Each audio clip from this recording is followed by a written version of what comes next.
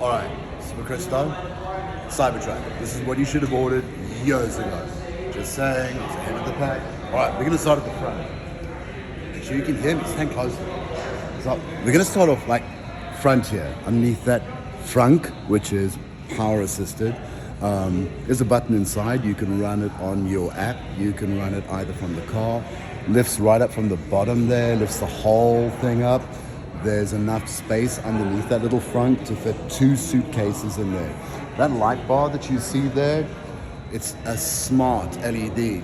So it has a startup sequence. You can program it to like swipe out, swipe in. Also, I believe that it's going to be able to change color as well. Those little lights down the bottom there on the right, orange, that's a requirement because of the size of the truck. You have to have that size type, that size truck has to have those lights for compliance. If you come down a little bit, you'll see just below the main thing here, those are actually the running lights and the LED lights in front. There's actually 7 different LED lights inside there. They're using the Matrix headlight lighting system. What that's going to do, which has just become legal in the United States, is like Audi does, it only shines light where oncoming cars are not coming. So if there's something coming towards you, we'll switch off 2 or 3 of the lights and only shine light where it needs to be. Interesting in the front is the tow hitch points. Those are real, true recovery tow hitch points that you're seeing right there. Those are strong enough to actually be able to pull this thing out of a situation, which is interesting because we'll talk about the suspension in a little while.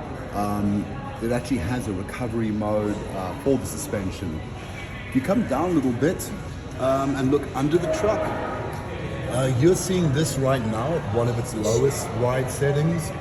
This is going to raise up to another 10 inches up, which gives it a clearance of up to 17 inches in recovery mode, which is probably the biggest or highest available true clearance available on any truck.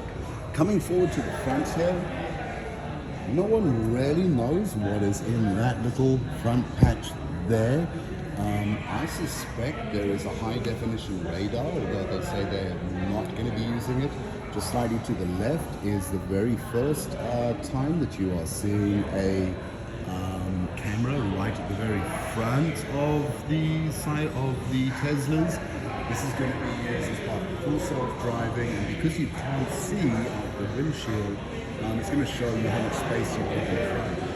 Below the cameras, you've got those grills. That's got an active air shutter, which will close at high speeds, open up at lower speeds, depending on cooling and speed requirements. Coming around on this side, let's look at the front. So the front of the truck, they've really got those panel gaps just perfect.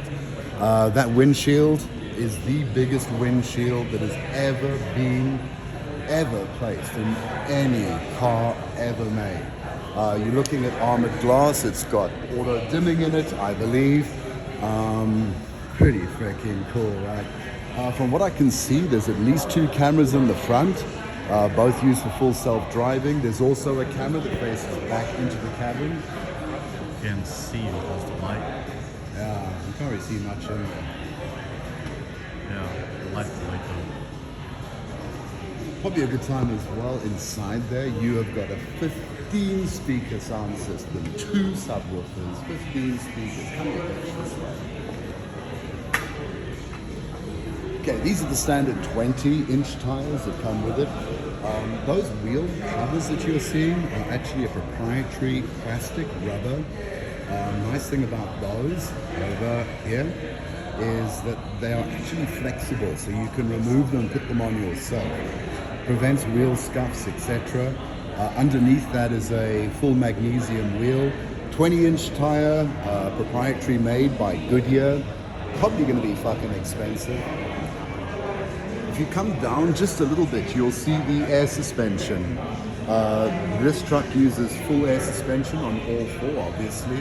That's automatically controlled by the full self-driving computer, so as you hit more bumpy terrain, it's going to raise that suspension. Also has the ability to automatically raise and lower based on your geographical location. So as you come home, it will automatically know it needs to go down a little bit to get into your garage, or it can go up a bit because it knows bumpy roads are coming. While we're on the subject of suspension, there are 3 or 4 different suspension modes. Low, this is currently in the low mode. There's a medium and there is a high setting. Additional to those 2 settings, which gives you a variance of 16 inches up and down, there is the entry mode. In entry mode, the whole truck will squat down to make it easier for old people to get in. There's also a recovery position that you can put the truck into, which will raise it up to 17.1 inches. That's in the event like you're really stuck on a rock or something. Or snow. Or the snow, right? Okay, big debatable topic is these side mirrors. They're actually redundant. As you know, Tesla has the side cameras there, as well as the repeater cameras right in front here. So the actual rear boom of the side mirrors are completely unnecessary. They are required in New Jersey by state of law. That will change, and those are removable by the operator or the owner when you take delivery of the truck. Of course, full self-folding mirrors, they do collapse in, etc. The glass, as you all know, it's armored glass. It's not fucking bulletproof. But the stainless steel 305 hard press, this is an amazing stainless steel. It is the same stainless steel that was used on the Tesla on the Starship.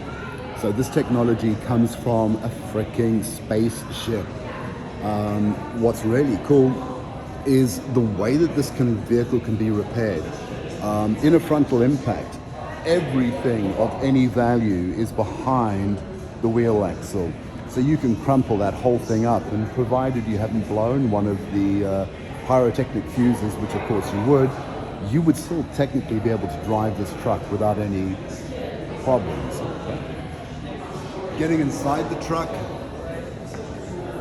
they've done away with that stupid idea of having fake marble made out of recycled plastic and shit, and they've gone for the same type of Altera leather.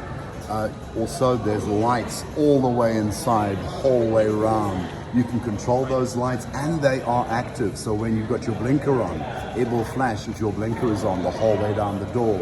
If there's something in your blind spot, it will flash red. So that's going to be a way for the car to communicate with the driver what is going on and what's happening inside the car. The seats are both heated and ventilated in front. They are heated in the back. There is an 18 to 20 inch display in front, running the Ryzen processor. You can see that probably looks like it's adjustable to tilt left or right. Steering wheel, they've done away with the yoke and they've gone for that squircle steering wheel. Alright. The rearview mirror is obviously removable, totally redundant, you don't need it. Rearview mirror at the front. Instead, inside the UI in the truck, they've actually developed that the rearview mirror is always displayed on the main screen. You'll notice there's no door handles, front or rear. There's just 2 little dots there. Now, you might think, well, what happens when it rains and the ice freezes all over? The motors and the actuators inside those doors are designed to deal with up to half an inch of ice. So you can have half an inch of ice all over that truck. Push that button and it will smash that ice off, and you'll be able to get in and out of the truck. Coming around down the side, we were all hoping that these sails would have had storage. I think there's a hidden little secret inside there that we're yet going to find out. Coming around the back, this is going to blow your mind. Right now, this is in just your normal drive mode. When you brake, that little tail light turns into a full stop sign, and all of this is basically almost an interactive screen. It can change colors, it can go from yellow to red to whatever, reverse lights, etc. Camera at the back, does have allegedly a sprayer in that camera, so it's permanently going to be able to keep itself clean. Coming back down, reverse lights down the bottom here. Nobody knows what the heck this undercarriage box thing is. That was not on the prototype, so we don't know what's in there. I suspect that, no, it won't be storage. I suspect that's probably tow hitch capacity. Everyone's very interested in what that is. It might have been done for aerodynamics, but no one really knows what that is. The tailgate is automatic, so you can open it from inside the truck. All your controls are on the corner there. Oh, yeah, so that will open up the tailgate. And the tonneau cover is obviously up, down, etc. But you can stand on that. Up to 300-pound man standing on one foot in the middle of that. So both you and I could stand on that tonneau cover, walk all the way up all over the glass, and no damage to the truck. Unfortunately, you can't open it up and see inside there, but inside there, on the left-hand side, is built-in onboard power. So you've got two 110-volt output and one 220-volt NEMA 14450s.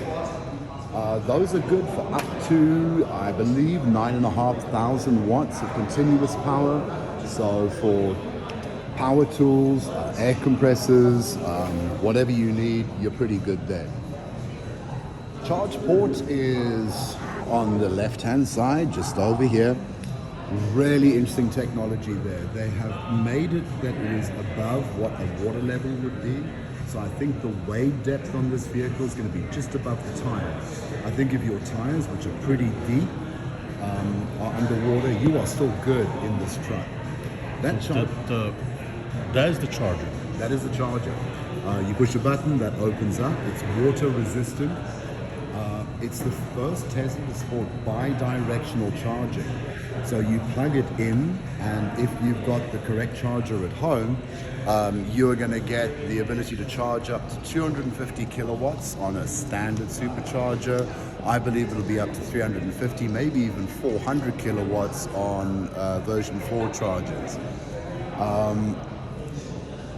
Talking about charging, this claims to have an 800-volt architecture. What they've actually done is taken two 400-volt systems, so two Tesla batteries, and when you plug it in, it actually splits in two. So theoretically, I believe that this truck will support eventually up to 500 kilowatts of charging. But that's not all. You can plug this in when you get home and get your usual, I don't know, whatever, slow charging on a 220-volt system. But if the power goes out, it will automatically start pushing power through its cable back into the house, back feeding it up to 11 kilowatts. So between your bi-directional charger and your onboard power, you have got 20 kilowatts of power that you can run a job site, a house, etc. Running a 123 kilowatt battery, I could run my house for a week or two. No problem. No problem. Tonneau cover, then do not have the problem that the Rivian had, where you're getting shit jammed up inside there. That thing just folds away seamlessly, backwards and forwards. It does have the ability, the rails on the side, to mount things. You've got a whole bunch of optional extras you can add onto this, camping tents, etc. And I can't wait to get inside it, because that's where the really good shit starts. Fucking cool, right? Cool. Slightly excited. This is the dual motor variant. I've ordered the Beast, which is the tri-motor. Can't wait to get mine. Oh, I could talk for hours about this. I know. So we're done. We're done.